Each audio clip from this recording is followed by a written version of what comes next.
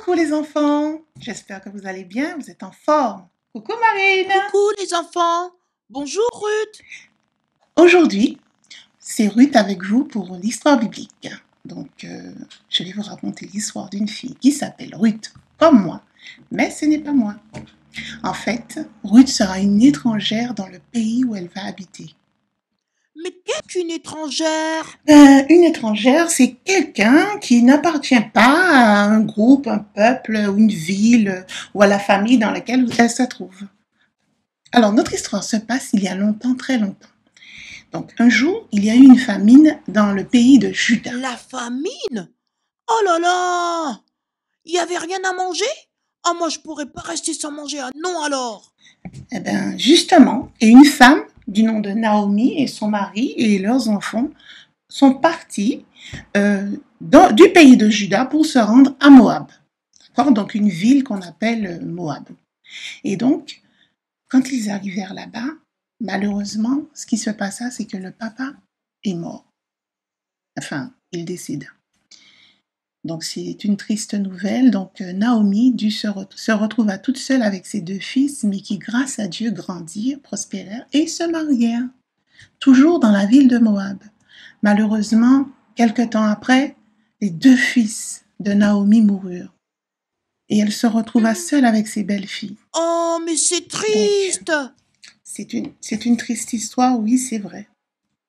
Mais Dieu a un plan. Et donc, Naomi décida de retourner vivre en Juda. Et quand elle décida de retourner vivre en Juda, ses belles-filles qui étaient avec elle voulaient rester. Mais elle leur dit, mais je n'ai plus de fils pour que vous les épousiez. Alors finalement, Orpa, l'une des filles, décida de partir. Mais Ruth, elle avait décidé de faire autrement. Et je vais vous lire ce qu'elle a dit. Elle dit, tu es ma famille, je ne te laisserai pas seule. Où tu iras, j'irai, ton peuple deviendra mon peuple, et ton Dieu deviendra mon Dieu.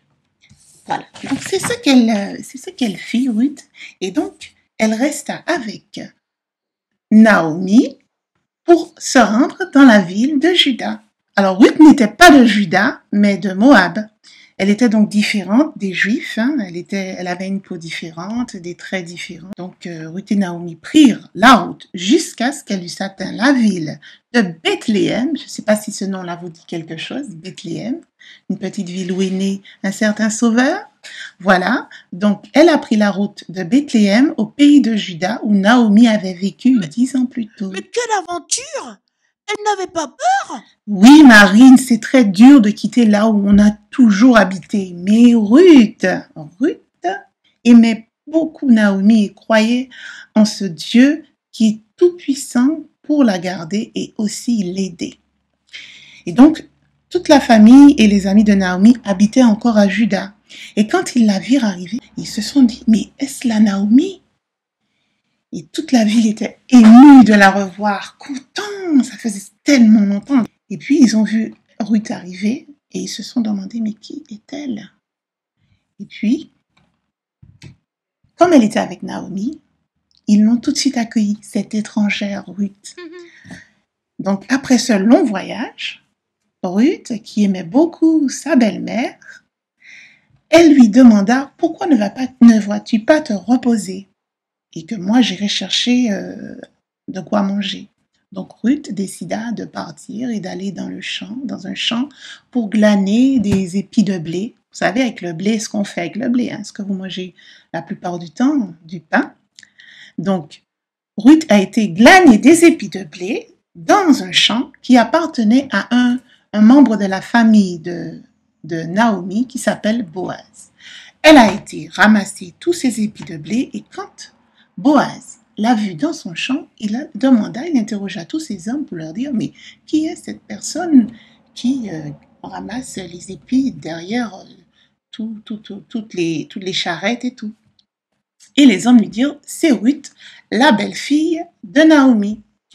Et donc Boaz était un peu impressionné de voir une belle-fille avec sa belle-mère sans mari. Et donc, qu'est-ce que Boaz fit? Il alla voir Ruth et quand il la rencontra, il lui dit, tu peux glaner dans le champ aussi longtemps que tu le voudras. Et tu peux même aussi aller, si tu as soif, boire de l'eau dans des jarres, des espèces de gros vases. Et donc, Ruth pouvait, après avoir tout ramassé, boire de l'eau et étancher sa soif. Voilà. Donc, elle avait cette autorisation de Boaz de prendre le blé pour pouvoir manger. Par la suite, qu'est-ce qu'elle fit, Ruth, après avoir terminé? Elle rentra rejoindre Naomi et elle lui montra tout ce qu'elle avait pu récolter. Et elle était si heureuse, Naomi, de voir ça.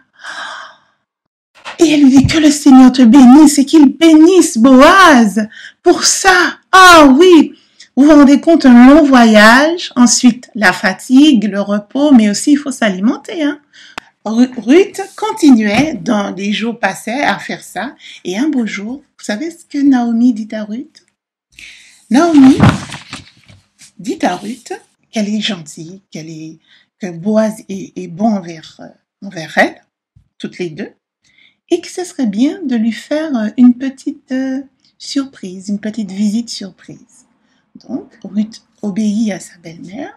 Elle s'apprêta, vous savez, c'est une femme, donc elle s'est bien mise jolie comme tout.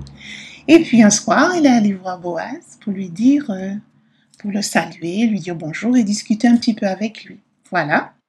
Et qu'est-ce qui s'est passé? Eh bien, quand Boaz vu que Ruth était aussi gentille et agréable avec lui, qu'est-ce qu'il lui dit?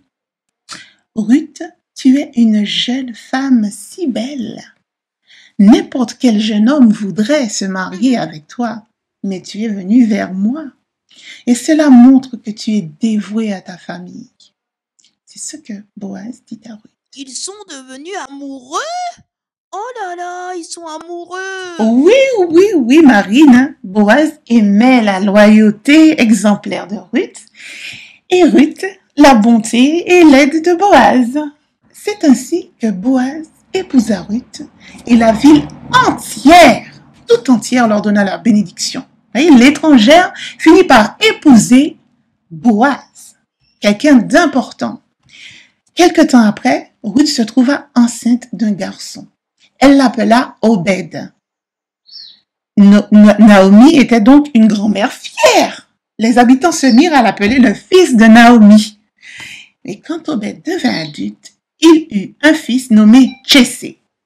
Et le plus jeune fils de Jessé se trouva être David. Et donc tout ça nous montre que quoi? Ruth l'étrangère, elle a fait partie de la généalogie de Jésus. Donc une étrangère accueillie dans un peuple, une étrangère qui fait partie de la lignée de Jésus. Chacun de nous, on peut être étranger quelque part. On peut être étranger quelque part, mais ça ne veut pas dire qu'on n'a pas notre place. Voyez les enfants? Vous êtes important pour Dieu.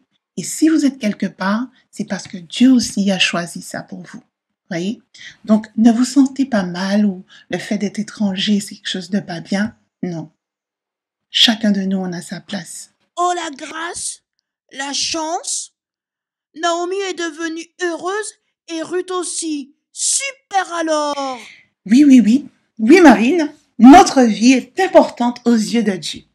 Qui que nous soyons, avec nos vies, il fait de belles et grandes choses. Voilà. Donc, c'était ça l'histoire de Ruth. Et j'espère que vous avez bien écouté et que vous avez bien appris. Parce que vous êtes important. Et c'est ce que Dieu il dit.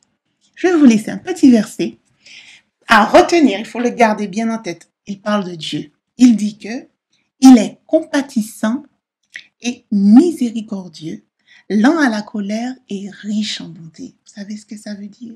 Ça veut dire que quand il vous voit souffrir, vous voit dans la douleur ou en difficulté ou même joyeux, il comprend tout ça. Et ce qu'il veut, c'est au lieu de se mettre en colère quand vous faites une bêtise, il va se dire qu'est-ce que je vais faire pour qu'elle fasse de bonnes choses. Eh bien, vous aussi les enfants, au lieu de vous mettre en colère, pensez à Dieu qui est lent à la colère et riche en bonté. Soyez bons comme lui il est bon. Je vous embrasse et je vous dis à bientôt. Au revoir. Au revoir les enfants. À demain pour notre histoire de la Bible. Bisous. Au revoir Ruth.